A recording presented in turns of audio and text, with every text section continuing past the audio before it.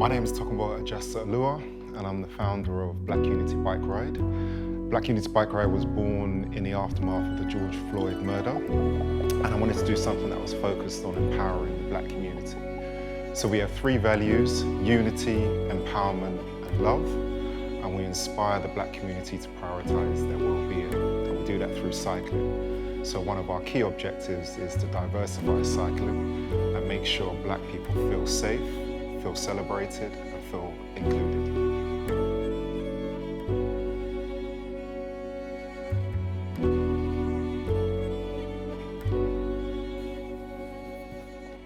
Right. First question, what does movement mean to you? Gosh,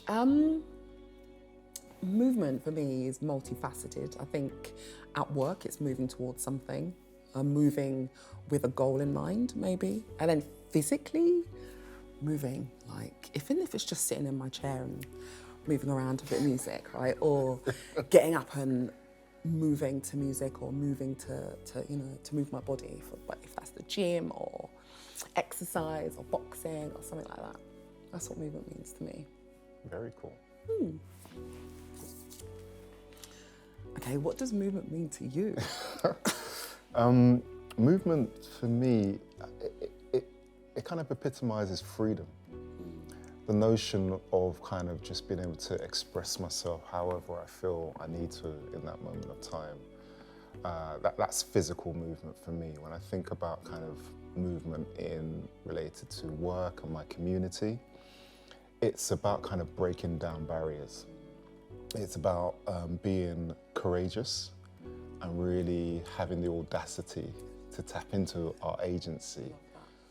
Because I think, we're in a society that kind of profits off our insecurities, and the whole idea of the fear of the unknown is quite confining.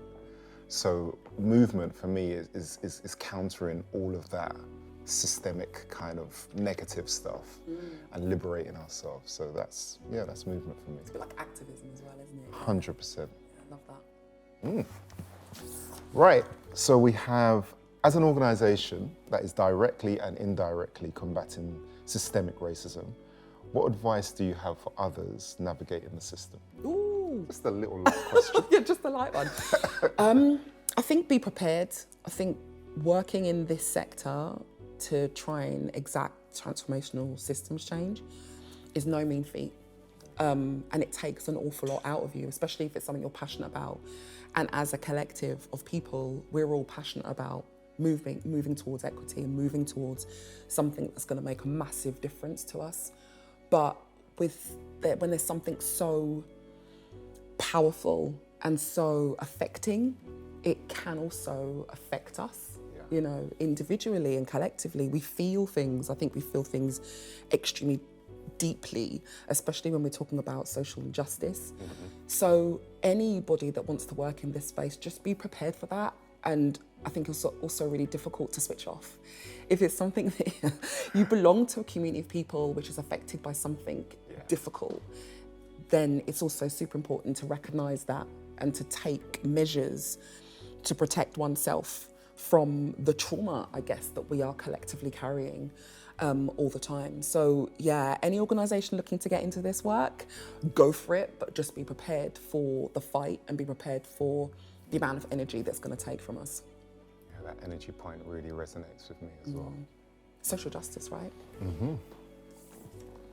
Okay, so this is a nice one. So a story that has inspired you within your community. Yeah, wow. So, I remember, I think it was 2 years into Black Unity Bike Ride, and I got sent a video of an older Black lady learning to ride a bike for the very first time because she saw on Facebook videos from our last annual ride where we had over 1,000 Black people riding in the streets of London. And she said, I want to be part of that. And at the moment, the barrier is I don't know how to ride a bike. So I just thought it was such a humbling and beautiful insight into the ripple effect that I wasn't privy to, actually. I was more focused on the logistics of, making sure no one gets knocked over on the road. And then there's this ripple effect of, older people, younger people being inspired.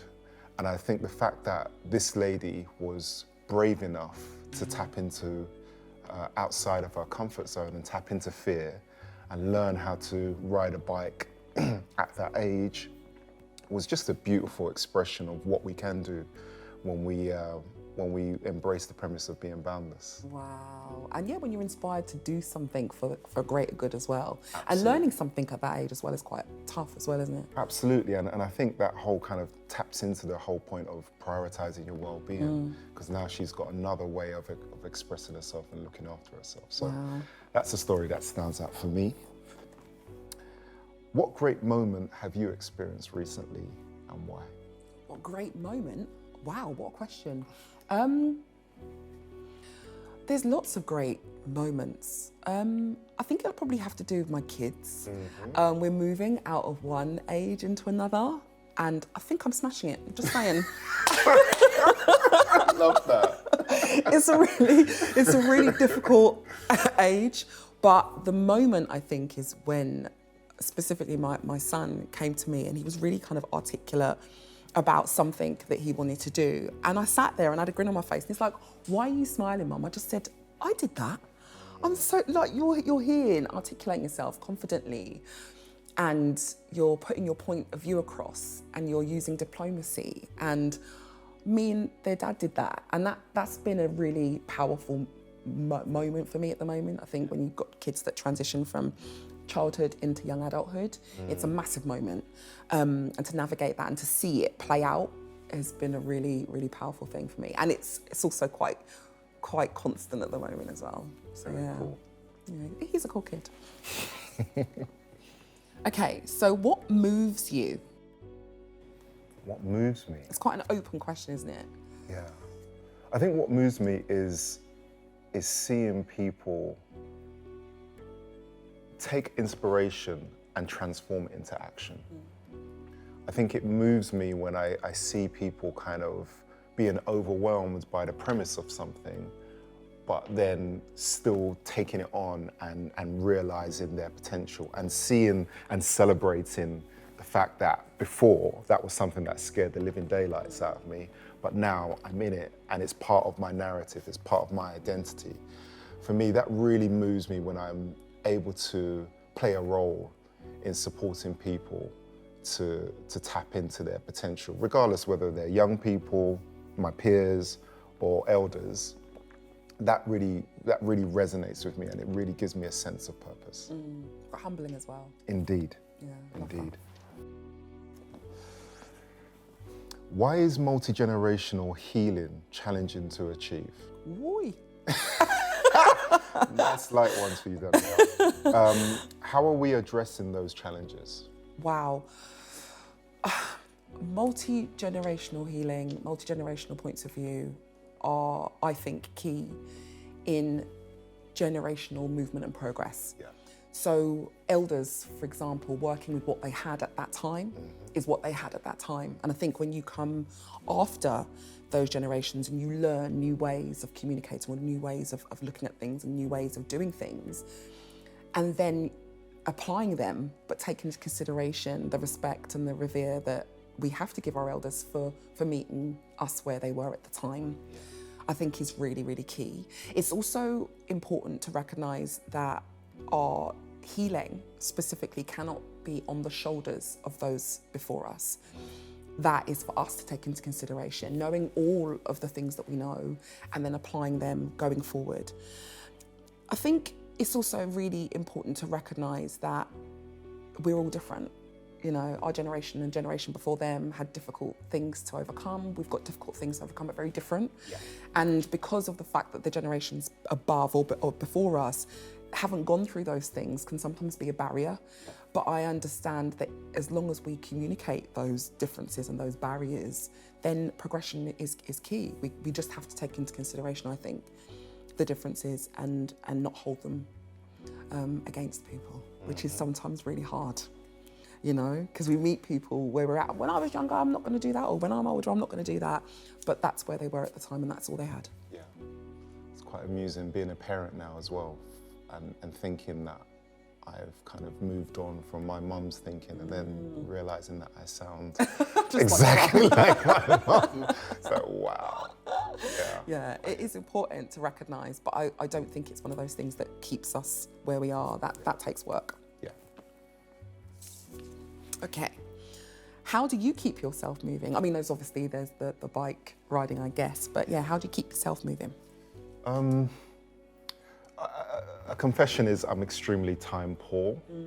And I also compound that by being one of those people that don't really have portion control when it comes to life. I'm that dude that goes to the buffet of life and acts as if there's not an opportunity to come back and get another plate. So I'm time poor, and then I overwhelm myself with a lot of expectations, and that's stuff that I'm working through. But, you know, I think for me, it's that whole idea of countering that with little hacks that help. So meditation helps slow down my brain and just slow down the kind of pace of things that I try and do. But then on the flip side of that, I also set myself challenges, usually physical challenges. And the theme is they scare the living daylights out of me. Wow. When I sign up for them. Okay. Right. So next month I'm doing a ride with Black Unity Bike Ride to Rwanda. Wow. And it's called The Country of 1,000 Hills, which is daunting for me. Right. So I kind of try and find ways in which I'm able to just have a level of peace and stillness, but then also things that are quite grand and overwhelming. And I think between the two of them, that helps me to keep moving. Wow, roller coasters? Yeah, when I get the chance, but being the size I am, I find they're quite challenging. You're quite scared about the scaffolding and stuff like that. But yeah, that's probably what works for me. Excellent. What moves you? Ooh, music. Music, music makes me cry. It makes me happy. You know how you might have seen those videos of people get skank faced, do you know what I mean? And yeah, that's exactly it, you know. And I love music. And my husband's just kind of introduced me to Cleo Soul. Okay. And I'm a bit of a banger after banger girl, you know. I love garage, I love jungle music, I like anything with a beat and that can get me moving, you know, some Afro beats. And so when he kind of played Cleo Soul, I was a bit like, it's a bit boring, isn't it? And he's like, no, but you've got to listen to the music in it, you know. And I was having a really reflective moment a couple of days ago, actually.